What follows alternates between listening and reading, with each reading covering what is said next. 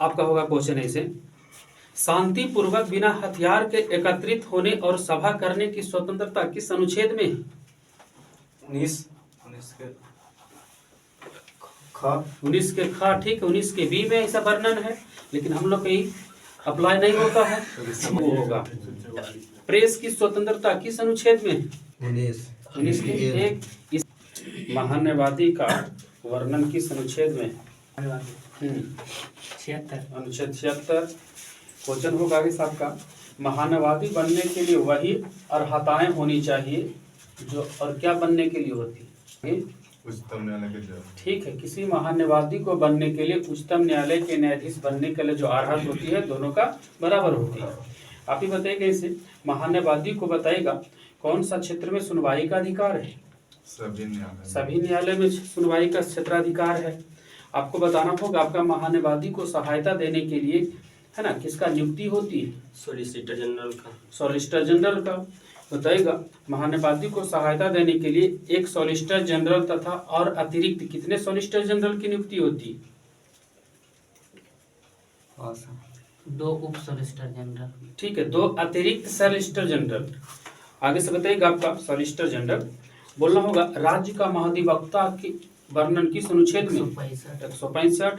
बताइएगा इस आपका, राज्य का सर्वोच्च कानूनी अधिकारी कौन होता है? महाधिवक्ता। बताइएगा महाधिवक्ता की नियुक्ति कौन करता है? राज्यपाल। क्वेश्चन होगा आपका, राज्यपाल बनने के लिए न्यूनतम आयु कितनी होनी चाहिए? 35 वर्ष होनी चाहिए। उतना से महाधिवक्ता बनने के लिए बताइएगा वही अर्हत होनी चाहिए जो और क्या बनने के लिए होता है? जैसे महान्यवादी बनने के लिए वही अर्हत होनी चाहिए जो सुप्रीम कोर्ट के न्यायाधीश बनने के लिए, उसी ढंग से महाधिवक्ता बनने के लिए वही अर्हत होनी चाहिए जो और किसका बनने के लिए? उच्च न्यायालय के न्यायाधीश। ठीक है, उच्च न्यायालय के न्यायाधीश। बताइएगा इस आपका, महाधिवक्ता बताइएगा अपने पद पर कब तक रहता है बना हुआ? राज्यपाल जब तक चाहे। ठीक है, जब तक राज्यपाल चाहे। आगे से बताइएगा, राज्य सरकार को विधि संबंधित ऐसे विषय पर सलाह दी जाती है जो राष्ट्रपति द्वारा सौंपा गया है। किसके द्वारा सलाह दी जाती है राज्यपाल को? महाधिवक्ता के द्वारा। बताइएगा इस आपका,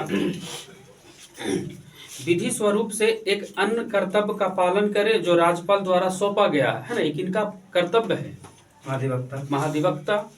यहाँ से बताइएगा अपने कार्य संबंधित कर्तव्यों के तहत उसे बताइएगा महाधिवक्ता को है कहाँ सुनवाई करने का अधिकार है? उच्च न्यायालय में। हाँ ठीक है, राज्य के उच्च न्यायालय नहीं, राज्य के सभी न्यायालय में सुनवाई करने का अधिकार है। तो जरूरी नहीं कि खाली उच्च न्यायालय में, जब कोर्ट वगैरह होता है ना कहीं पर भी महाधिवक्ता कर सकता है। आगे से विधानमंडल के दोनों सदनों या संबंधित समिति अथवा उस सभा में जहाँ के लिए वह अधिकृत है ना, वहां पर भी बिना मताधिकार के बोलने और भाग लेने का अधिकार है। किसके पास? विधानमंडल में भी बोल सकते, महाधिवक्ता के पास। आगे से बताइएगा, महाधिवक्ता का जो विशेषाधिकार एवं भत्ता जो मिलता है किसके बराबर मिलता है? वेतन भत्ता सब सुविधा मिलती है महाधिवक्ता को किसके बराबर? ठीक है, विधानमंडल के किसी भी सदस्य के बराबर मिलता है महाधिवक्ता की सुविधा। क्वेश्चन होगा, भारत के नियंत्रण महालेखा प्रशिक्षक किस अनुच्छेद में वर्णित है? 148। क्वेश्चन होगा आपका, नियंत्रण महालेखा प्रशिक्षक की नियुक्ति कौन करता है? राष्ट्रपति। क्वेश्चन होगा आगे से आपका, नियंत्रण महालेखा प्रशिक्षक को हटाने संबंधित है ना, हटाया कौन, किसके द्वारा हटाया जा सकता है?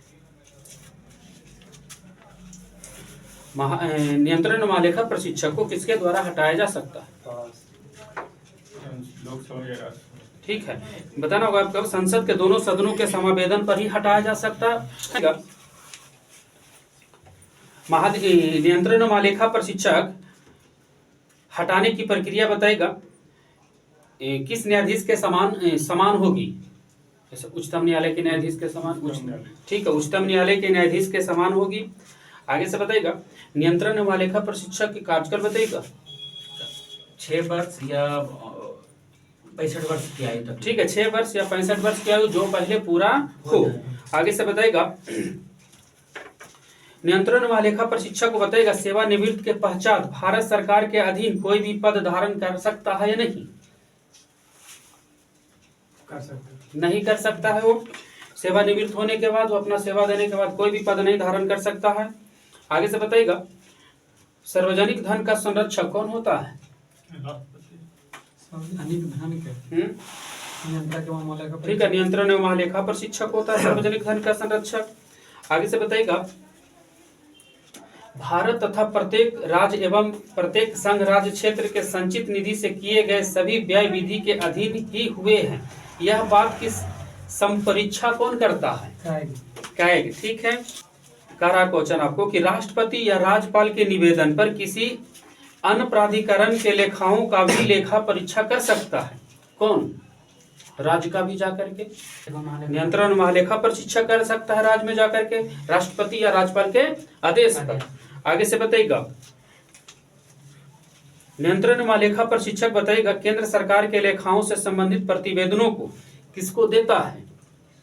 केंद्र सरकार का पूरा प्रतिवेदन को राष्ट्रपति को देता है। क्वेश्चन होगा आगे सबका, राष्ट्रपति वो संसद के प्रत्येक सटल पर रखता है ना।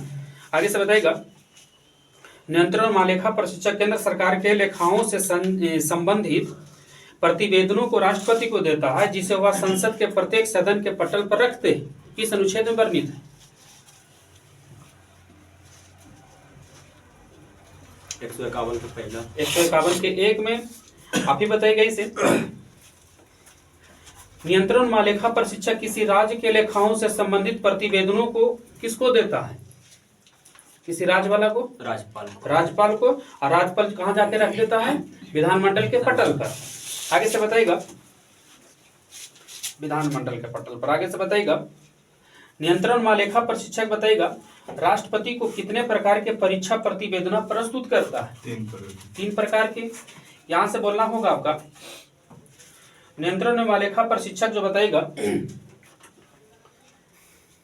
आपको बताइएगा 3 प्रकार के प्रतिवेदना प्रस्तुत करती है। तो उसी में से बताइएगा, संसद की लोक लेखा समिति के गाइड कहा जाता किसको? संसद के लोकलेखा समिति के गाइड कहा जाता है या मित्र कहते हैं, एवं मार्गदर्शक के रूप में कार्य करता कौन? सीएजी। ठीक है। कैग यहीं से बताइएगा, मान्यवादी की नियुक्ति कौन करता है? आपका राष्ट्रपति। भूतपूर्व संसद सदस्यों के लिए पेंशन व्यवस्था कब से शुरू हुआ है? पेंशन देने की व्यवस्था भूतपूर्व संसद में 1976। आगे से बताना होगा आपका, एक समय एक व्यक्ति बताएगा कितना सदन का सदस्य रह सकता है? एक ही सदन का सदस्य रह सकता है। आगे से बताएगा, यदि कोई संसद सदस्य अपने पद से संबंधित शपथ लिए बिना संसद के कार्यवाही में भाग लेता है और मतदान कर देता है, तो उसके द्वारा मतदान करने से संसद की कार्यवाही पर कोई प्रभाव होगा नहीं। बगैर शपथ लिए हुए सब काम करेगा तो नहीं। हाँ, उसका कोई प्रभाव नहीं पड़ेगा। आगे से बताएगा, यदि कोई सदस्य संसद के सदन के अनुमति के बिना कितना दिन की अवधि से अधिक समय के लिए सदन में नहीं उपस्थित रहता है तो उसकी सदस्यता समाप्त हो जाती है।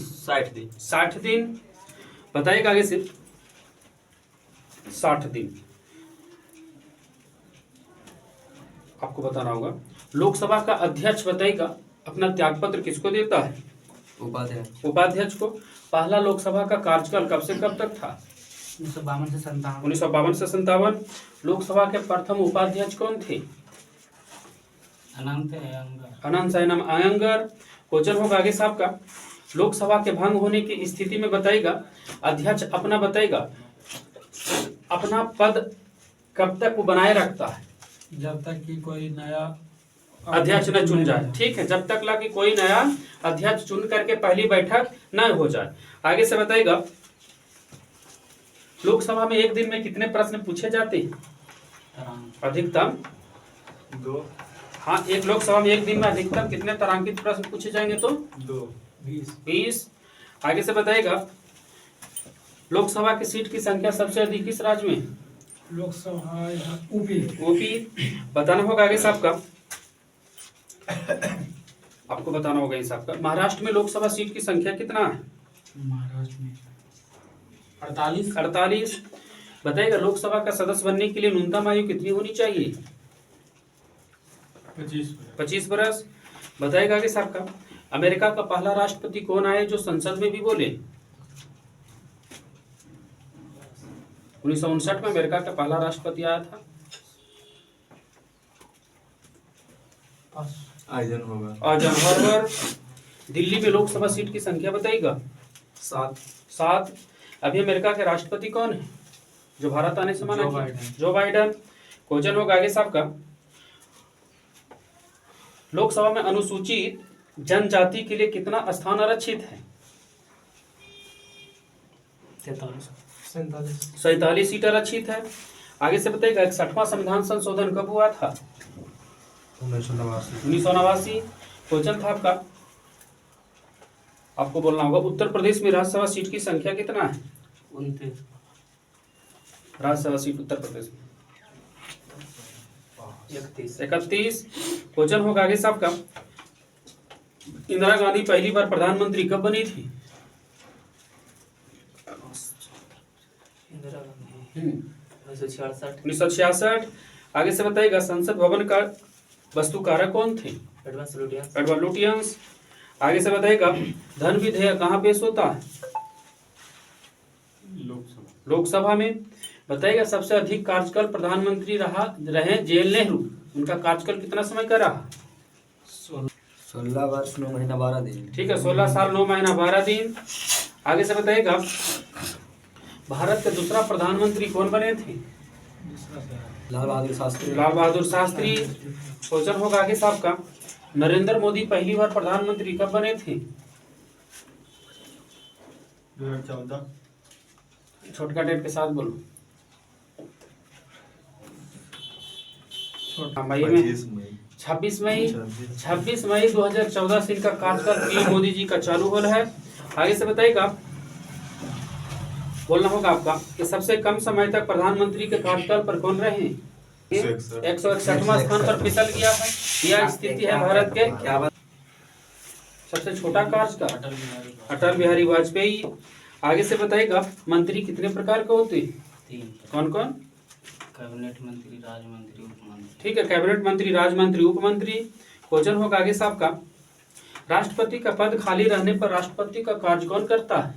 उपराष्ट्रपति। उपराष्ट्रपति। बताइएगा इस आपका प्रधानमंत्री की नियुक्ति करता है राष्ट्रपति किस अनुच्छेद के तहत?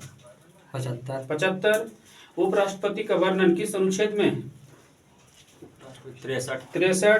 क्वेश्चन होगा आगे साहब का राष्ट्रपति के चुनाव में कौन कौन भाग लेता है? लोकसभा, राज्यसभा और विधानसभा के निर्वाचित सदस्य। ठीक है, लोकसभा, राज्यसभा और सभी विधानसभा के निर्वाचित सदस्य। क्वेश्चन होगा आगे साहब का संसद के कितने सदन है? 2 सदन है, उच्च सदन और निम्न सदन। यहां से बताइएगा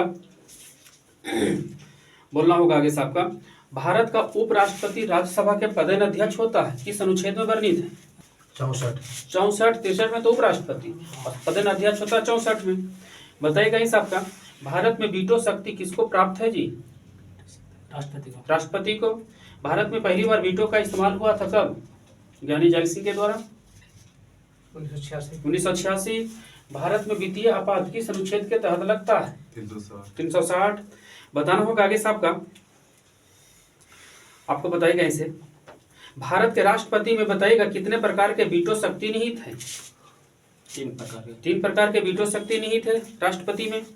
यहां से बताइएगा राष्ट्रीय आपातकाल किस अनुच्छेद के तहत लगता है? 352। भारत में कितने बार राष्ट्रीय आपातकाल लगा है? 3 बार। बताइएगा भारत में तीसरी बार राष्ट्रीय आपातकाल कब लगा था? 1975 ईस्वी में। आगे से बताइएगा राष्ट्रपति को उनके 5 साल से पहले हटाया जा सकता है किस प्रक्रिया द्वारा? महाभियोग लगाकर। आगे से बताइएगा भारत के दूसरे राष्ट्रपति कौन बने थे? पहला डॉक्टर राजेंद्र प्रसाद। एस राधाकृष्णन। मौलिक कर्तव्यों की कुल संख्या कितनी है? 11 है अभी। आगे से बताइएगा सभी नागरिकों के लिए समान सिविल संहिता किस अनुच्छेद में वर्णित है? 44। बोलना होगा आगे साहब का राज्य के नीति निर्देशक सिद्धांत किस देश के संविधान से आया है? आयरलैंड। आपको बताना होगा अल्पसंख्यक वर्गों के हित का संरक्षण किस अनुच्छेद में है? अल्पसंख्यकों के 29। 29। आप ही बताइए कैसे?